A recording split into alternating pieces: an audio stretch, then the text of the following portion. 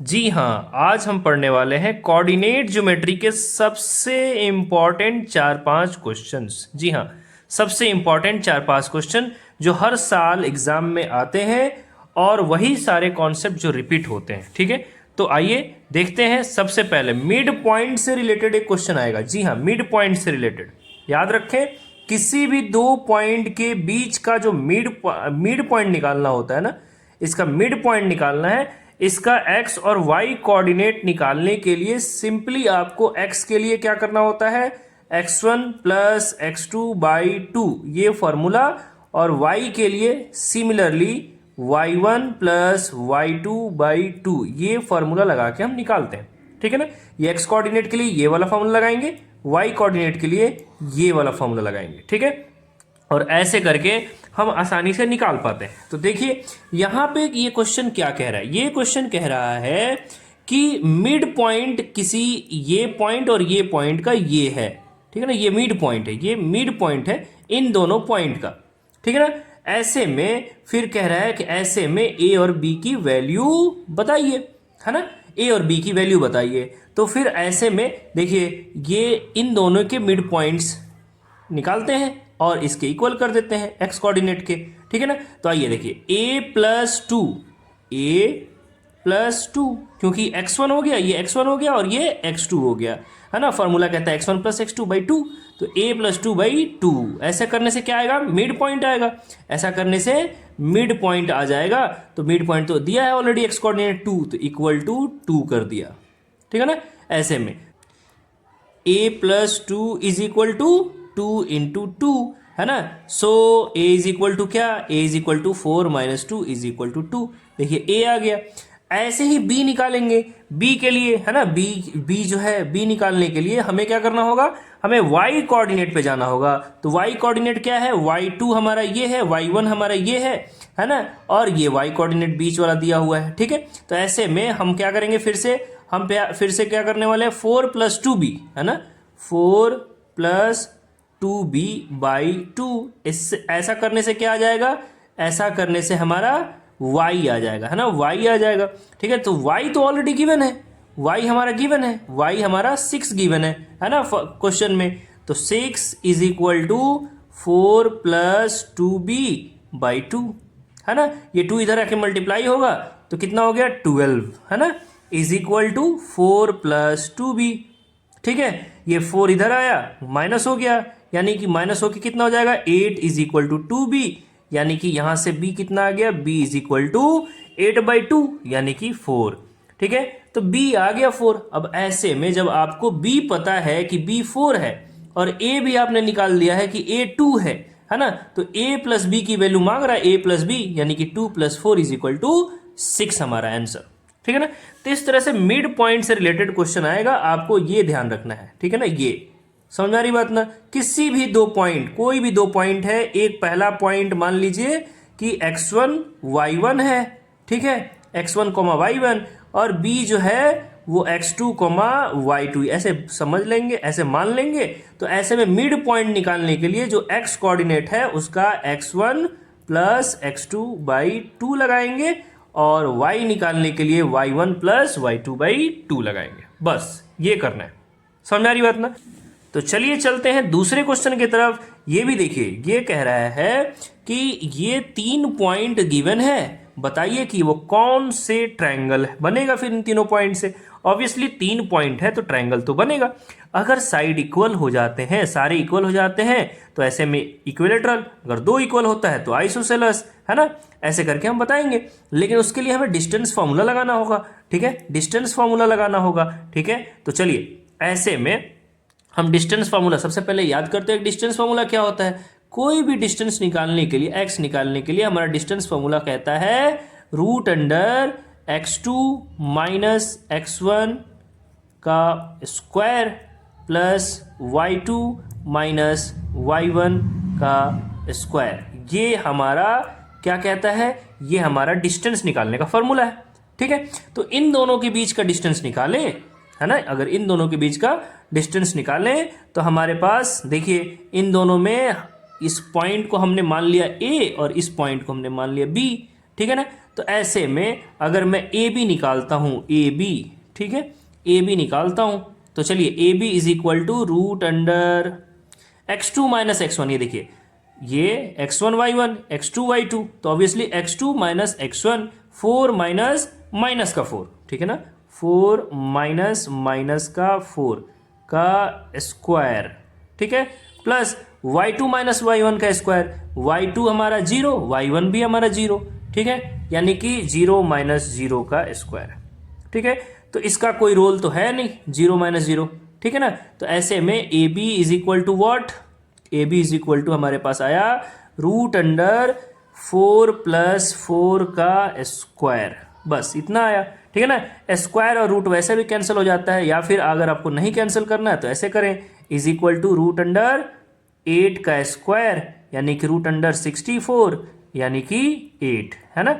Value A B कितना आ गया, ए और बी के बीच का डिस्टेंस जो आया है, ए और बी के बीच का डिस्टेंस, ये हमारा कितना आ गया, ये हमारा 8 आ गया। अब आइए बी और सी की वैल्यू ऐसे ही सेम टू सेम आप बी सी निकालेंगे, है ना। B C is equal to again root under ऐसा करके निकालेंगे, फिर से वही यहाँ पे हमारे पास ये x2 इस बार ये मानेंगे, ये x1, x2 माइनस x1 का whole square, y2 minus y1 का होल स्क्वायर, ऐसे करके हम निकाल लेंगे बी सी। तो बी सी जो है वो हमारा 5 आ जाएगा। आप सॉल्व कर लेंगे, सेम टू सेम प्रोसेस है। वैसे ही सी ए भी सॉल्व कर लेंगे, सी ए कहाँ भाई, यानी कि इसके और इसके बीच का डिस्टेंस भी निकालेंगे, है ना। सी ए निकालेंगे तो वो भी आ जाएगा 5, है ना। ऐसा करने के बाद आपको साफ साफ दिख रहा है कि ए बी 8 आया, बी सी 5 आया, सी ए भी 5 आया, यानी दो साइड तो इक्वल है, तीसरा साइड इक्वल नहीं है। अगर ऐसा है तो हमारा ऑब्वियसली इक्विलेटरल तो नहीं होगा, आइसोसेलस होगा, है ना। इक्विलेटरल में तो तीनों बराबर होते हैं, आइसोसेलस ट्रायंगल का एग्जाम्पल हुआ।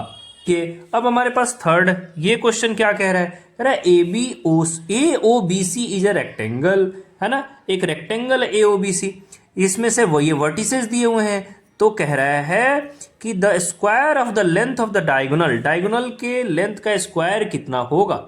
तो आइए सबसे पहले तो अगर मैं कोऑर्डिनेट बना लेता हूं ऐसे, ठीक है, तो कह रहा है कि हमारे पास 0, ये देखिए हमारे पास ओ है, ओ 0,0, है ना, यानी कि ये हमारा पॉइंट ओ हो गया।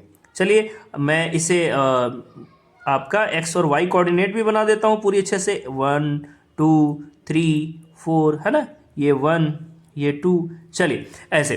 तो कह रहा है एक ए पॉइंट जो है ना, ए वो है वो 0.2 है, 0,2, तो 0,2 यहाँ होगा, ये हमारा ए हो गया, ठीक है। चलिए उसके बाद बी कह रहा है 4,0, ये देखिए 4,0 तो यहाँ है, इसका मतलब ये हमारा बी हो गया, है ना।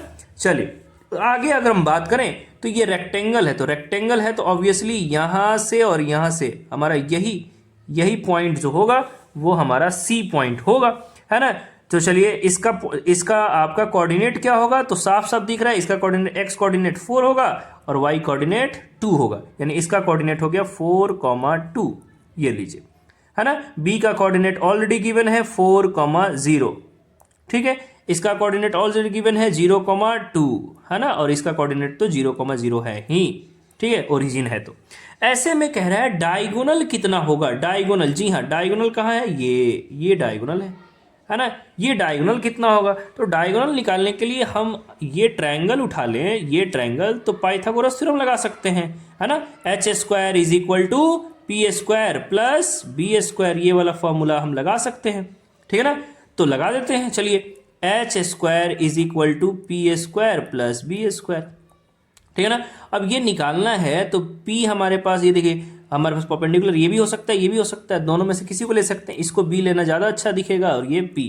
तो चलिए ये हमारा कितना है, 4 है, ऑब्वियसली ये 4 है, तो h² इज इक्वल टू 4 का स्क्वायर प्लस ये कितना है हमारे पास 2 है, 2 का स्क्वायर, ठीक है। तो चलिए ऐसे में h² is equal to 16 plus 4 यानी 20, है ना। h² कितना आ गया, 20 आ गया।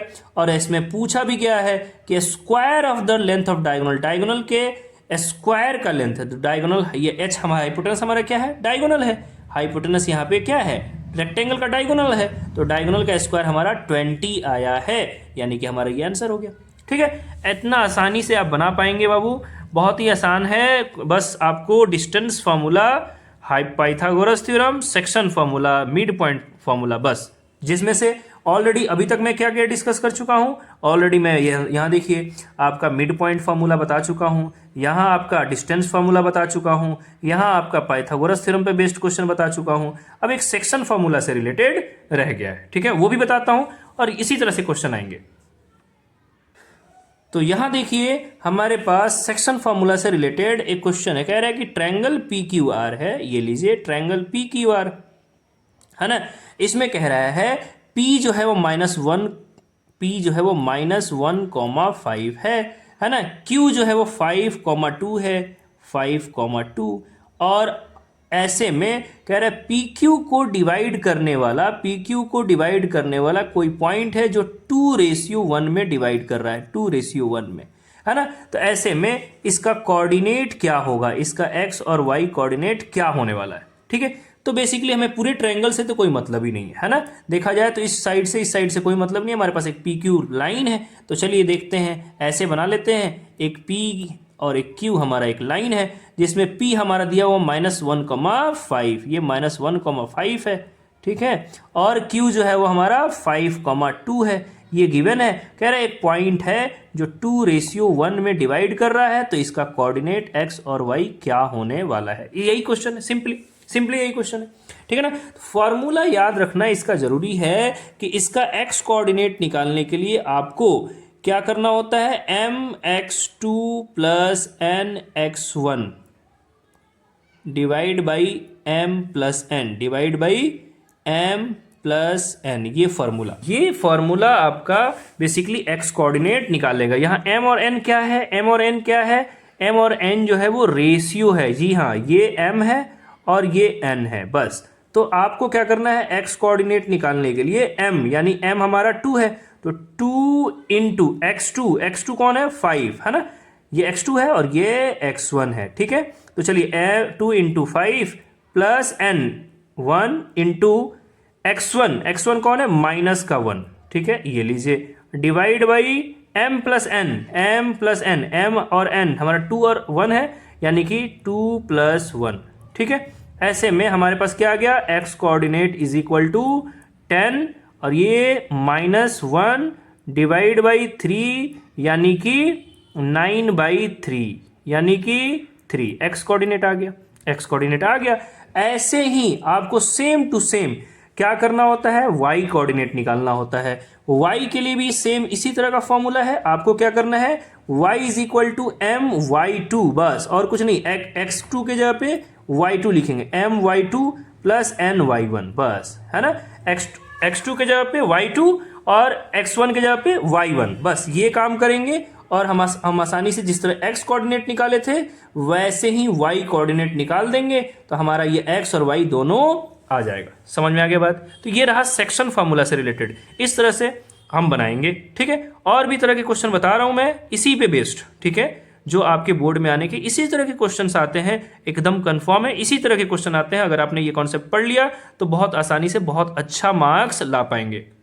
तो आइए देखते हैं इस क्वेश्चन में अब हमारे पास क्या है। कह रहा है coordinates of the centre of a circle, ये देखिए सर्कल से रिलेटेड क्वेश्चन है, जी हाँ। तो आइए हम सबसे पहले तो एक सर्कल बना लिया, ठीक है। अब इसमें कह रहा है सेंटर ऑफ द सर्कल का कोऑर्डिनेट, है ना, सेंटर का, जी हाँ, सेंटर का भी कोऑर्डिनेट गिवन है। कह रहा है सेंटर का कोऑर्डिनेट 2a, a-7 है, 2a, a-7, ठीक है। तो इसका कोऑर्डिनेट हमने लिख दिया 2a, a-7, ठीक है। ये कोऑर्डिनेट है, ये हमारा x कोऑर्डिनेट है और ये हमारा y कोऑर्डिनेट है, ठीक है। अब इसमें क्या कह रहा है, find the values of a की वैल्यू निकालना है। अगर कह रहा है कि ये सर्कल इस पॉइंट से पास कर रहा है, यानी कि कोई पॉइंट है जो इस सर्कल के ऊपर है 11, -9, ठीक है, इससे पास कर रहा है, तो ऐसे में a की वैल्यू निकालिए। और डायमीटर भी दिया हुआ है, डायमीटर 10√2, डायमीटर दिया हुआ है 10√2, इसका मतलब है कि रेडियस होगा इसका आधा, 5√2, ठीक है, रेडियस पता है, यानी ये डिस्टेंस भी पता है। तो ऑब्वियसली देखिए अगेन आ गया डिस्टेंस फॉर्मूला, ये देखिए डिस्टेंस गिवन है और दोनों कोऑर्डिनेट गिवन है। डिस्टेंस फार्मूला से आप डिस्टेंस को निकालेंगे, है ना। डिस्टेंस फार्मूला कहता है कि जो डिस्टेंस है वो किसके बराबर होता है? वो होता है root under x2 minus x1 का स्क्वायर, यानी 11 माइनस 2a का स्क्वायर, ठीक है, प्लस y2 माइनस y1 का स्क्वायर, है ना। y2 हमारा कितना है? -9, तो -9 माइनस क्या, किसका स्क्वायर? a माइनस, है ना, y1 a minus 7, a minus 7, है ना, पूरे का स्क्वायर, ठीक है। समझ आ रही बात ना? तो ऐसे में ये देखिए, ऐसे में हम सॉल्व करके क्या लिखेंगे? ऐसे में लिखेंगे 5√2 इज इक्वल टू, ये देखिए रूट अंडर क्या, 11 माइनस 2a, यहाँ a माइनस बी का होल स्क्वायर लगा देंगे, है ना, क्योंकि नंबर तो है नहीं कि घटा देंगे। a माइनस बी का होल स्क्वायर, 11 का स्क्वायर प्लस 2a का square minus 2 into 11 into 2a, 2ab, ठीक है। फिर आगे इसी में अब इसका करते हैं, है ना, पहले इसको तोड़ते हैं, तो -9 minus a minus minus plus 7 का होल स्क्वायर होगा, ठीक है। यानी कि यहाँ 5√2 is equal to root under, ये देखिए 11 square 121 plus 4a square minus 2 2 जा 4, 11 4 जा 44a, है ना। और फिर रूट के अंदर ही रहेगा भी माइनस का, ये देखिए ये प्लस है ना, तो यानी कि -2 माइनस a का स्क्वायर, फिर से अगेन a माइनस बी का होल स्क्वायर करेंगे और तोड़ के a की वैल्यू निकाल लेंगे, बस, है ना। तो बेसिकली ये अगेन हमारा क्वेश्चन जो है वो डिस्टेंस फार्मूला हमने यहाँ पढ़ा था बिल्कुल शुरुआत में, इसी पे बेस्ड था, है ना। बस वो रेडियस के अंदर, आई मीन कि सर्कल के अंदर बना दिया था क्वेश्चन, ठीक है। इसी तरह के और भी क्वेश्चंस आएंगे। देखिए यहाँ क्या कह रहा है, find the relation between X and Y, X और वाई के बीच का रिलेशन बताइए। इक्वी डिस्टेंस, जी हाँ, इक्वी डिस्टेंस से रिलेटेड एक क्वेश्चन आता है, ये बहुत ही कॉमन क्वेश्चन है, ठीक है। कह रहा है कि एक पॉइंट है P एक पॉइंट है जिसका कोऑर्डिनेट x, y है, वो A से और B से दोनों से इक्वल डिस्टेंस पे है, A से भी और B से भी।